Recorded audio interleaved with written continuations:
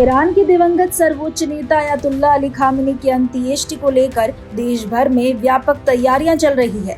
Iran सरकार जिस तरह अपने दिवंगत सर्वोच्च नेता को अंतिम विदाई देने की तैयारी कर रही है, उसकी मिसालें इतिहास में बहुत कम देखने को मिलती है। राजधानी तेहरान में शुक्रवार से शुरू होने वाले अंतिम संस्कार कार्यक्रम लगभग एक सप्ताह तक चलेंगे। इन कार्यक्रमों में लाखों लोगों के शामिल होने की उम्मीद जताई जा रही है। इसके अलावा ईरान और इराक के कम से कम 5 शहरों में भी अंत्येष्टि से जुड़े कार्यक्रम आयोजित किए जाएंगे। इस बीच सबसे ज्यादा चर्चा अयातुल्ला अली खामेनी के उत्तराधिकारी और उनके बेटे मोज्तबा खामेनी को लेकर हो रही है। मार्च में सर्वोच्च नेता चुने जाने के बाद से मोज्तबा सार्वजनिक रूप से दिखाई नहीं दिए हैं। ऐसे में अब ये स्पष्ट नहीं है कि वह अपने पिता की अंत्येष्टि में सार्वजनिक रूप से शामिल होंगे या नहीं।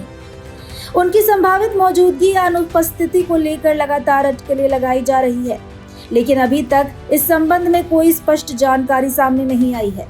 अयातुल्ला अली खामेनी केवल ईरान के राष्ट्रीय अध्यक्ष नहीं थे, बल्कि उन्होंने खुद को एक प्रभावशाली शिया धर्मगुरु के तौर पर भी स्थापित किया था। इसी वजह से उनकी अंत्येष्टि केवल एक राजकीय कार्यक्रम नहीं मानी जा रही, बल्कि इसे धार्मिक और सामाजिक दृष्टि से भी महत्वपूर्ण माना जा रहा है। देश के अलग अलग हिस्सों के साथ साथ इराक में भी कार्यक्रम आयोजित किए जाने की योजना इसी महत्व को दर्शाती है। ईरान के राष्ट्रपति मसूद पेज़ेश्कियान ने देश के लोगों से बड़ी संख्या में अंतिम संस्कार कार्यक्रम में शामिल होने की अपील की है। उन्होंने हर नस्ल, हर धर्म और हर राजनीतिक सोच वाले ईरानियों से कार्यक्रम में पहुंचने का आग्रह किया है।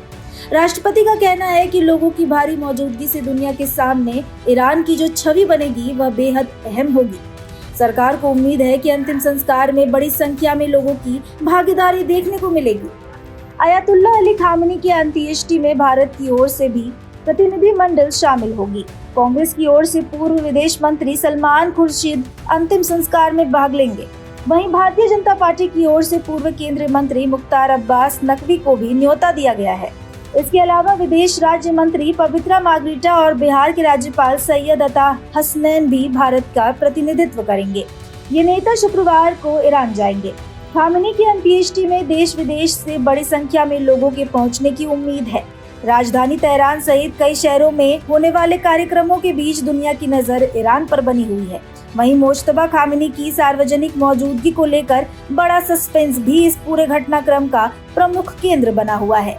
फिलहाल इस जानकारी में इतना ही। ऐसी तमाम खबरों के लिए देखते रहिए भारत एक्सप्रेस।